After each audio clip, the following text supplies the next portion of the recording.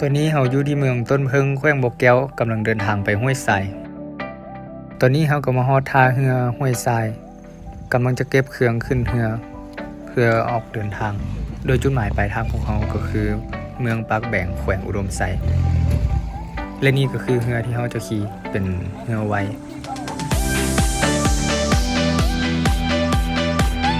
หลังจากที่ออกเดินทางมาได้ประมาณชั่วโมงนึงนี่แหละก็มาฮอดก่อนตื่น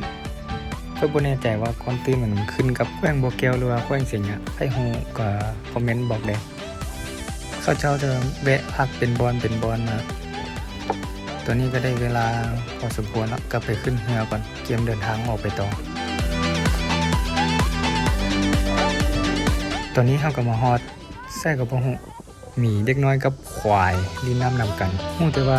วิวงาม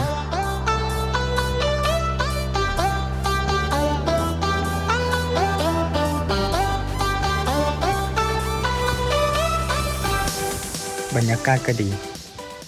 ตัวนี้ก็มาฮอดปากแบ่งเป็นที่เรียบร้อยแล้วซิลินสายท่าคนทางบ้านมาครับฝากกลมกันข้ามก็คือเมืองเงินแขวงสัญญาบุรีไพ่ฮูเดียวว่ามันยังอันยิบยับปนอยู่นำสายน้ำคลองนี่นะสิให้เบิงถังพื้นน้ำอยู่ไหนน้ำมันก็จะเป็นแบบนี้เนาะมีไปทั่วเลยงามแม่นบอกไพ่ฮูก็บอกเลยว่ามันเหมือนอย่างมันเป็นคำบอกโอ้น้ำขึ้นอ๋อถูกแห้งแท้มันเป็นยังวะอ๋อมีเหือมาเสาลิ้นก่อนลากกระเป๋าขึ้นไปถึงทางมันก็จะเป็นธุระกันดารแบบนี้แหละ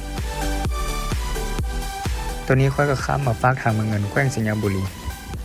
เห็นว่าวิวงามก็เลยมาอยู่วันนี้โอ้ยปล่อยโดนมาได้เดี๋ยวสิลงน้ำคลองสิชมวิวอยู่วันนี้ระหว่างที่ท่าพอมาครับ